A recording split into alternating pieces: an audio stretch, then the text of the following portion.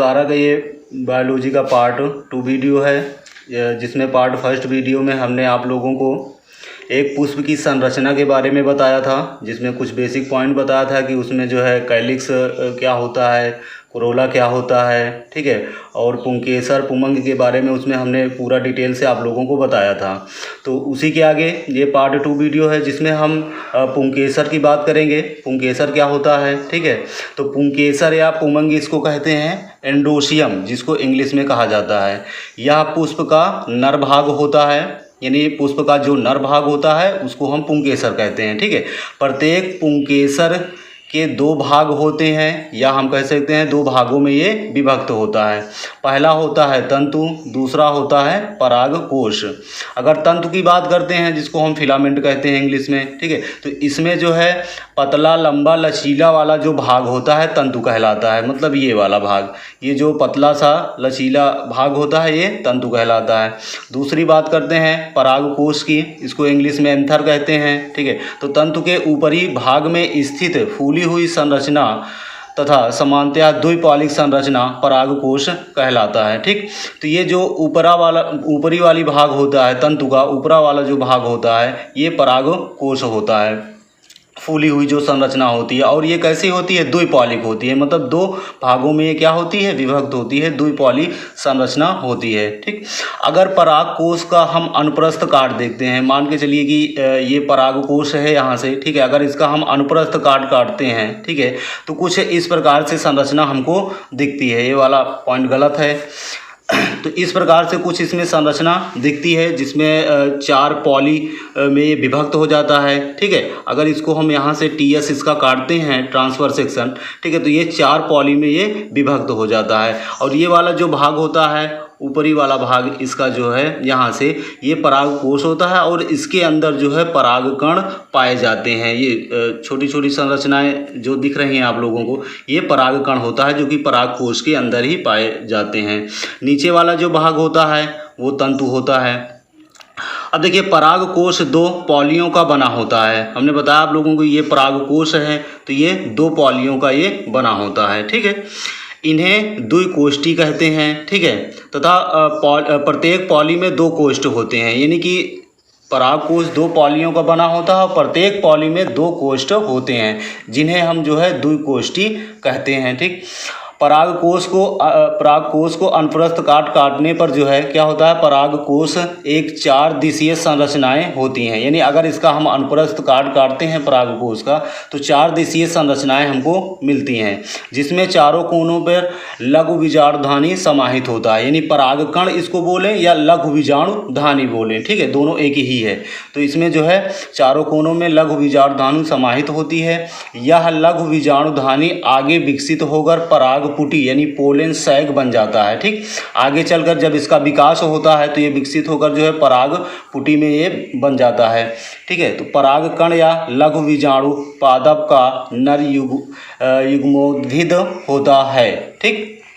इसके बाद हम देखते हैं लघु बीजाणुधानी की संरचना के बारे में, कि अंदर वाला जो परागकण है इसका एक संरचना हम देखते हैं। तो लघु बीजाणुधानी की संरचना, तो अनुप्रस्थ काट में लघु बीजाणुधानी गोल दिखाई देती है, जो 4 स्तरों से घिरी रहती है, ठीक। ये चित्र में आप देखिए जो है लघु बीजाणुधानी की संरचना हमने बनाया है यहाँ पर चित्र में। तो इसमें जो है 4 स्तरों में ये विभक्त होता है। इसका जो सबसे बाहरी वाला स्तर होता है ये बाह्य त्वचा होता है, जिसको एपिडर्मिस कहते हैं, ठीक।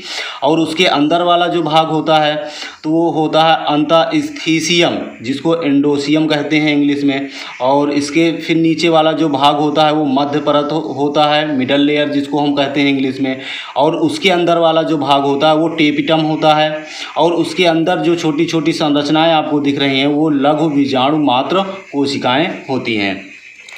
तो देखिए यहाँ पर लघु बीजाणुधानी की संरचना में तो ये 4 स्तरों से घिरी रहती हैं। पहला क्या है, बाह्य त्वचा है, जो कि हमने बताया बाह्य त्वचा एपिडर्मिस। तो यह सबसे बाहरी सुरक्षात्मक स्तर है। इसकी कोशिकाएं मोटी भित्त वाली होती हैं और यह परागकोश के स्फुटन में सहायक होती है। कहने का मतलब ये है, ठीक है, कि परागकोश के स्फुटन में, स्फुटन मतलब फटने में सहायक होती है। मतलब कि जब ये परागकोश जो है क्या हो जाता है, परिपक्व हो जाता है, मतलब युवा हो जाता है, तो ये क्या करता है, फूट जाता है, स्फुटन इसका होता है और इसमें से जो भी परागकण है या लघु बीजाणुधानी है वो बाहर निकल जाता है। ठीक, तो यह परागकोश के स्फुटन में क्या होती है, सहायक होती है, जो इसकी बाह्य त्वचा होती है। दूसरा पॉइंट है अंतःस्थिसियम है, तो यह स्तर बाह्य त्वचा के नीचे स्थित होता है, यानी बाह्य त्वचा के नीचे वाली जो स्तर होती है वो अंतःस्थिसियम स्तर होती है। परिपक्वता पर इसकी कोशिकाएं जल की हानि करके सिकुड़ जाती हैं और परागकोश के स्फुटन में सहायक करती हैं। ये भी क्या करती हैं, परागकोश के स्फुटन मतलब फटने में सहायक करती हैं। अब आते हैं जो है मध्य लेयर में, यानी कि मध्य स्तर, तो यह अंतःस्थिसियम व टेप्टम के मध्य स्थित होता है, यानी ये टेप्टम वाला भाग और अंतःस्थिसियम के मध्य में मध्य परत स्थित होता है।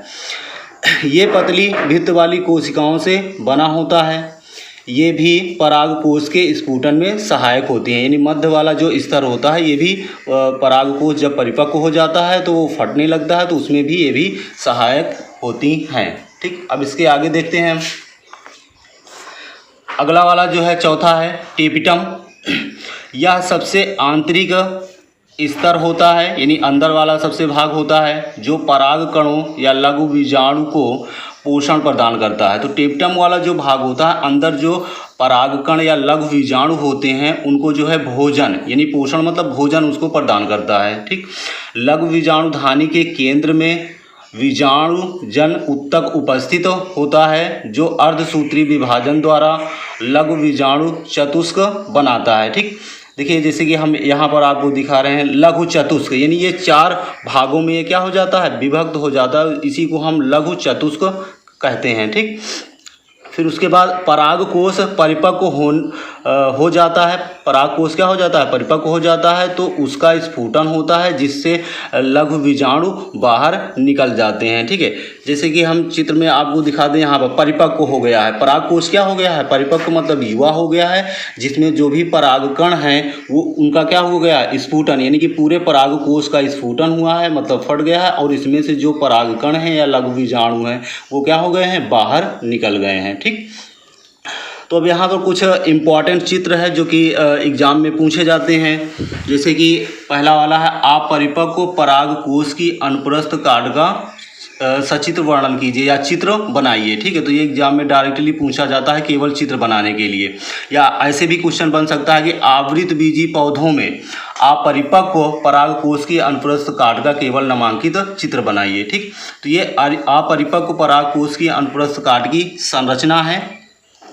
अपरिपक्व का मतलब होता है जब वो मेच्योर नहीं होता है, मतलब युवा नहीं होता है, तब की बात कर रहे हैं परागकोश की। ठीक, तो इसका जो संरचना है इस प्रकार से है, इसमें चार चतुष्क होते हैं, यानी चार कोष्ठक होते हैं। ठीक है, और इसमें क्या क्या चीज़ उपस्थित होता है वो आपको हम बता दें। जैसे कि बाहर वाली जो स्तर होती है वो बाह्य त्वचा होता है, मध्य वाली जो स्तर होती है मध्य स्तर होता है, मध्य परत होता है, और उसके अंदर वाली स्तर टेपिटम होता है, और टेपिटम के अंदर क्या उपस्थित होता है, लघु बीजाणु मात्र कोशिकाएं उपस्थित होती हैं।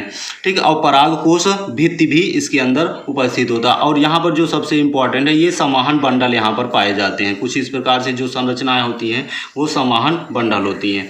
दूसरा वाला फिगर देखिए आप लोग, परिपक्व परागकोश की अनुप्रस्थ काट। परिपक्व मतलब जब परागकोश युवा हो जाता है तब उसकी अनुप्रस्थ काट किस प्रकार से होती है। तो जब हमने बताया आप लोगों की, जब जो है परागकोश जो है मेच्योर हो जाता है या परिपक्व हो जाता है, युवा हो जाता है, तो वो क्या हो जाता है, उसका स्फुटन होता है, मतलब कि फट जाता है, और फटने के बाद जो भी उसमें परागकण या जो है कि लघु बीजाणु है वो क्या हो जाते हैं, बाहर निकल जाते हैं। ठीक, तो उसकी संरचना कुछ इस प्रकार से होती है। स्फुटन की संरचना, परिपक्व होने पर वो स्फुटन होता है, तो इस प्रकार से कुछ इसकी संरचनाएं होती हैं।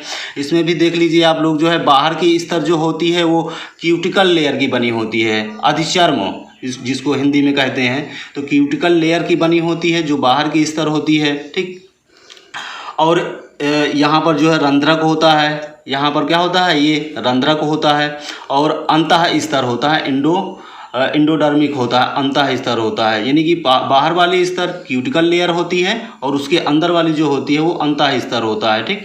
और यहाँ पर भी संवहन बंडल उपस्थित होता है, संवहन बंडल होता है। और देखिए यहाँ पर जो है परागकण जो है कैसे बाहर निकल रहे हैं, यानी स्फुटन के समय ये परागकण, या इसको हम परागकण या लघु बीजाणु भी कहते हैं, यानी कि लघु बीजाणु, ये जो है क्या हो जाते हैं, बाहर निकल जाते हैं। तो इस प्रकार से कुछ इसकी संरचनाएं होगी। ये दोनों ही चित्र महत्वपूर्ण है जो कि एग्जाम में पूछे जाते हैं।